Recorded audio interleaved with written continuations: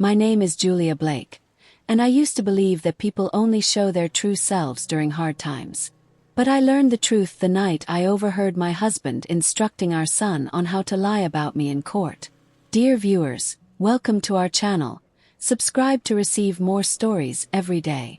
It wasn't even the first betrayal. I had spent 14 years married to Adam. Charming, successful, a man everyone seemed to trust. Everyone but me. Not anymore. We met when I was 27, a freshly minted architect with a mountain of student debt and an overachiever's obsession with order. He was 33, already running his own boutique real estate firm and oozing the kind of confidence that feels like gravity, pulling you in before you realize you've lost balance. For the first few years, he worshipped me. Flowers on my drafting table, handwritten notes in my lunchbox, surprise vacations. I thought I'd found the one man who wouldn't cheat, lie, or manipulate. But slowly things shifted. After our twins were born, Sophie and Daniel, Adam grew distant. He worked late. I worked later. Our home became a passing zone for stress and missed connections. And then came the rumors. Whispers in the PTA meetings. A strange call from a woman who hung up as soon as I said hello. A credit card charge for a hotel in the city when he claimed he was at a property in the suburbs. Still, I didn't want to believe it. Not until Sophie, at only 10 years old, said something that cracked my world open. Daddy says you don't want us anymore. The words sliced deeper than any affair ever could. 2 weeks later, I finally listened to my instincts. Adam said he was putting the kids to bed. I stayed in the hallway outside Sophie's room, frozen as I heard his voice through the crack in the door. Now remember, sweetie, when the lady asks questions, just say Mommy shouts a lot. And tell her you feel scared when she's home. You don't have to cry, just look a little sad, okay? Sophie's soft voice followed. But Mommy doesn't shout. I know, baby, but this is important. If we want to stay together, you have to help Daddy, alright? My hands were trembling. I had to press them against the wall just to stay upright. He was manipulating our children, to turn them against me in what I now realized would be a custody battle. I didn't sleep that night. The next morning I met with a lawyer, a quiet, shrewd woman named Vanessa Cruz. She listened without interrupting, her sharp eyes never leaving mine. You have a prenup? She finally asked. He nodded. From before we had kids. It was Adam's idea. His father insisted. Vanessa's interest peaked. Do you have a copy? I think so. It's in the fireproof box in our closet. Why? She leaned forward. Some wealthy families include something called a parental conduct clause, meant to protect the family name. If it's in yours, and if we can prove Adam is trying to alienate you from the children, you may not just win custody. You could win everything. I stared at her. Even the money. She nodded. Depending on how the clause is written, yes. But we'll need proof. Video. Patterns. I told her I already had one recording. She said we'd need more. For the next 4 weeks, I documented everything. Became someone else. Calm on the surface. Coiled like a spring underneath. I set up cameras in the kids' rooms, with careful angles that wouldn't spook them. I placed a small voice recorder inside one of Daniel's toy dinosaurs. And I watched my husband, once the love of my life, turn into a stranger. He wasn't just manipulating the kids, he was scripting them. Every bedtime story became a scene rehearsal. Every conversation a chance to plant fear and confusion. When Mommy forgets to pick you up, how does that make you feel? Remember when she burned dinner? That made you cry, didn't it? If Mommy ever hits you, you tell me right away, okay? Even if it's just a tap. He was laying the groundwork for false allegations. And the worst part, the kids were starting to believe it. Sophie became withdrawn. Daniel, only 7, asked me one night if I hated them. I cried silently in the hallway after they fell asleep. I knew I had to act fast, before the damage became permanent. When I finally retrieved the prenup from the box, Vanessa reviewed it line by line, her expression unreadable, until she stopped on page 6. There it is, she whispered. Clause 14. Moral standards of parental fitness. I leaned in. If either party is found, through verifiable evidence, to have intentionally manipulated a child or misrepresented the other party in a manner deemed harmful to the child's psychological welfare, said party forfeits all financial claims, including spousal support, property, and inheritance benefits. I stared at the page like it might catch fire. Adam had signed this. He had insisted on it. He probably thought it was to protect himself from you, Vanessa said. It never crossed his mind he'd be the one caught. 3 months after the night I overheard his first coaching attempt, we filed. Adam was caught completely off guard. He tried to play innocent, appearing at mediation in designer suits and rehearsed sorrow. When Vanessa revealed we had recordings, his jaw clenched, but he still smirked. You really think a judge is going to believe this, he said. They're kids. Kids say things all the time. That was his mistake. Underestimating how deep we'd gone. Because what we had wasn't just a voice memo. It was a pattern of coercion. It was his own daughter on video saying, "Daddy says if I love him I have to lie." It was audio of him threatening to make mommy disappear if the kids didn't cooperate. And it was a 14-year-old prenup, with his signature on a clause he never thought would be used against him. The night before our first court appearance, I sat on the floor of the twins' room while they slept. I brushed Daniel's hair with my hand. I watched Sophie curl into her blanket and hold it to her chest. This wasn't about revenge anymore. It was about rescuing them, before the damage he inflicted became permanent. And as I walked out of that room, I realized something. Adam had underestimated me from the beginning. But tomorrow in court, he would finally see the version of me he never imagined. The one who heard every word he whispered and remembered everything. Courtrooms are colder than you expect. Not just in temperature but in spirit. The fluorescent lights hum with artificial calm. The walls a blank beige canvas for the ugliest parts of people's lives. Adam sat across from me at the long mahogany table, still dressed like a man who thought he was in control. Charcoal suit, expensive watch, polished charm. The only giveaway was the tick in his jaw every time our eyes met. Our children were not present. That was the only mercy. The judge, Honorable Karen Whitlow, had a reputation. No patience for theatrics, zero tolerance for manipulation, and an ear for lies. Vanessa had insisted we wait until she was assigned to the case.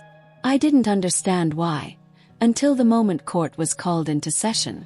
Adam's lawyer, a smug, smooth-talking man named Mitchell Gaines, painted a carefully crafted picture. My client, Mr. Blake, has reason to believe that Mrs. Blake has become emotionally volatile and unstable in the presence of their children.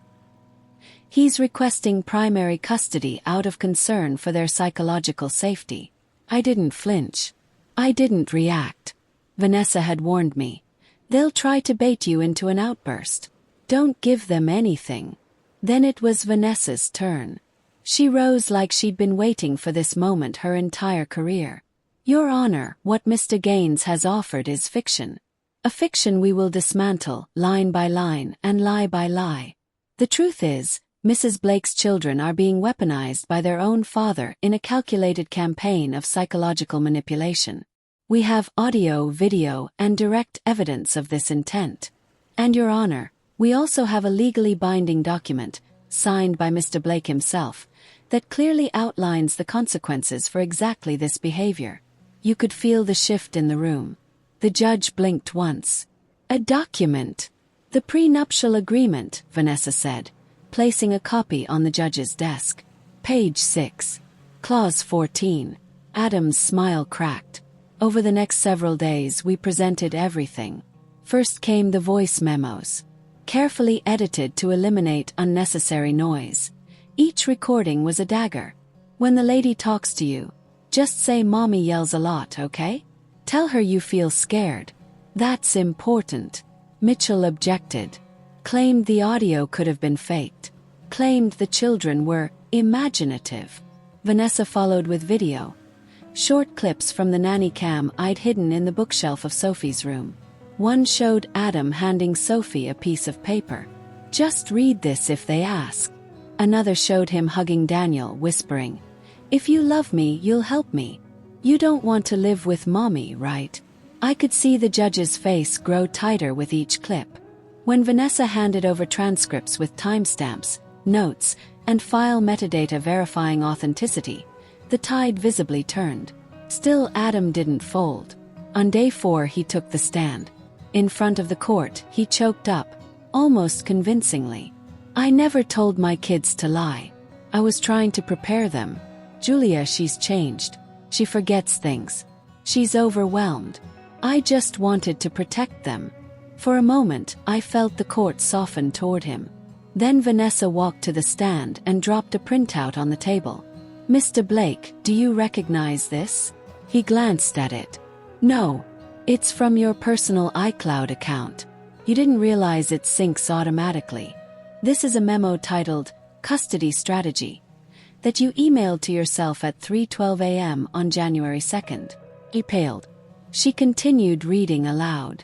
"Target, Julia's mental state. Note forgetfulness. Frame emotional instability. Use kids' statements to support narrative." The courtroom was dead silent. And then she looked up. "Still claim you were just trying to protect them, Mr. Blake?" After that day, everything changed. The judge ordered an emergency custody evaluation. The evaluator, a soft-spoken woman named Dr. Evelyn Foster, interviewed the children, me and Adam. When she returned to testify, she held nothing back. "In my professional opinion, Mr. Blake has been actively engaging in a pattern of coercive behavior intended to alienate his children from their mother. This is not protective. This is abusive." Adam's face went blank. I didn't look at him. I only looked at the judge, whose eyes were hard as glass. But Vanessa wasn't done. "Your Honor, we'd like to call one last witness, Mr. Robert Blake, Adam's father." There was a slight gasp from the other side of the courtroom. Adam visibly froze. The door opened, and in walked the man I hadn't seen in nearly 5 years. Tall, silver-haired, with the posture of a man who once ruled boardrooms. Robert Blake. Adam didn't know he was coming. He didn't know I'd reached out to him after discovering the clause. I told him everything. Sent the recordings, the documents, the transcripts. He listened. He showed up. He took the stand and cleared his throat. "My son," he said quietly, "is not the man I raised. I've heard the evidence. I've reviewed the clause. That clause was my idea. It was meant to ensure that our family legacy wouldn't be used as a weapon in ugly disputes. And Adam has violated it. Fully, willfully, and maliciously." The courtroom was stunned. "I am removing him from all succession plans and family trusts effective immediately. All assets will be redirected to ensure the well-being of his children and their mother." Adam whispered something under his breath. I think it was, "You can't do this." Robert turned to him. "I already have." 2 weeks later, the ruling was issued. Sole custody, Julia Blake. Visitation rights for Adam. Suspended pending psychiatric review. Enforcement of Clause 14. All spousal support, business assets, and property claims revoked. The prenup had teeth. And this time they bit the hand that wrote them. I walked out of that courtroom not with vengeance, but with peace. For the first time in years I felt free. It didn't happen overnight. Sophie had nightmares. Daniel had questions. But we healed together. We spent afternoons baking, playing, drawing again. I made it a point never to speak badly about their father. I let them form their own conclusions. One day, Sophie came up to me, silent for a moment. "I know Daddy lied. I just didn't want him to stop loving me." I knelt in front of her, tears stinging my eyes. "It's never your fault when someone does something wrong to you. And love, real love, never asks you to lie." After the ruling, Adam disappeared. Not literally. He stayed in the city, kept a rented condo near his office, and occasionally sent legal requests for visitation reconsideration. But emotionally, mentally, spiritually, he was gone. He wasn't a father fighting for his children anymore. He was a man who had lost a game he thought he couldn't lose. And I don't think he ever truly cared who got hurt along the way, as long as he didn't. The money he lost was considerable. Between our joint assets, the family trust, the real estate holdings, he lost over $6 million in value. But it wasn't the money that broke him. It was being exposed. It was losing the control. Adam lived for control. The headlines in the legal world rippled briefly. High-profile real estate heir removed from family trust in custody dispute. Nothing that made national news, but enough to shake the circles he tried so hard to stay on top of. I didn't celebrate. Not publicly. But inside, something that had been frozen for years quietly thawed. I started sketching again. Not architectural renderings for developers, but for me. Soft things. Imagine gardens, treehouses, spaces that made people feel safe. For the first time in years, I remembered what it felt like to create something instead of defend something. I enrolled Daniel in art therapy. Sophie started dance again. She was nervous at first. After all, the last time she danced, Adam had told her it was a waste of time. But by the third week, she was staying after class to help the younger girls. She was smiling again. I asked my therapist once if children could ever fully recover from this kind of manipulation. She said, "They can, if they have one parent who never stops fighting for their truth."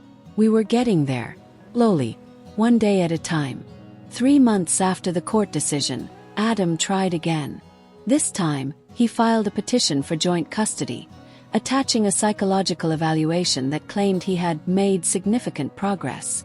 Vanessa reviewed it with her usual clinical calm.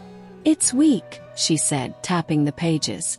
"They'll throw it out unless he comes in with a full psychiatric report from a neutral evaluator. And even then, it's a long shot." Still, it rattled me. He had caused so much damage and now wanted to waltz back into their lives like nothing happened. I didn't fear him anymore. But I feared the scars he could reopen in the kids. We prepared our response. Firm, factual, complete with new evidence of continued emotional distance. Vanessa was surgical. The court rejected his petition in less than an hour. That was the last time he tried. Until one rainy afternoon, a full year after our custody case ended, I received a letter. Not from him, but from his father. It was handwritten. Neat, precise penmanship. Just a single page. "Julia, I owe you an apology not just for what Adam did, but for the role I played in creating the man who did it. I raised him to chase power, not purpose. I taught him how to win, not how to love. When you first contacted me about the clause, I didn't believe you. I thought it was a bitter wife's ploy. But when I saw the evidence, it broke something in me. And it made me act. I've since revised the family trust. Everything now belongs to a new foundation, one dedicated to ethical parenting and emotional rehabilitation for families in crisis. You are on the board should you choose to accept. This isn't a reward, it's a correction. You turned your pain into clarity. I hope this helps others do the same. Robert Blake. I sat there for a long time after reading it. The storm outside pounded the windows, but I didn't hear it. I was thinking about all the nights I'd spent sobbing into my pillow, wondering if I was crazy. If maybe I was the problem. If maybe Adam was right. He wasn't. The letter was a reminder. Sometimes the truth takes time to bloom. Sometimes justice has roots you don't even know were planted until much later. I accepted the board seat. Not because I wanted the association with the Blake name, but because I wanted to make sure no one else had to wait until they were on the brink to be believed. The kids never asked much about their father after that. I didn't encourage or discourage the topic. But I answered truthfully whenever they did. When Sophie turned 12, she asked me one night, "Will Daddy ever say sorry?" I thought for a long moment. Then I said, "Some people say sorry with words. Some say it with silence. And some never say it at all." She nodded. That was enough. Years passed. I grew stronger. The foundation thrived. We funded resources for mothers going through custody manipulation, trained lawyers to recognize psychological coercion, helped courts develop better screening protocols for emotional abuse. I rebuilt my firm too. Hired a small all-women team. We specialized in designing healing spaces, centers for recovery, art therapy classrooms, trauma clinics. I didn't tell most clients my story. But sometimes when I saw a woman sitting across from me with shaking hands and tired eyes, I'd say just enough, not to relive it, but to tell her, you're not alone. The last twist in the story came 5 years later. An email from Adam. Subject: I don't expect forgiveness. Body: just wanted to say thank you. Kids look happy. You did what I couldn't. No signature. Just that. I stared at it for a few minutes. Then I archived it. Because sometimes the greatest revenge is living well. And sometimes the best ending is knowing you no longer need one. Dear viewers, thank you for watching. If you like this story, please subscribe to our channel to receive more stories every day. Share with us what you think of this story and tell us where you're watching from.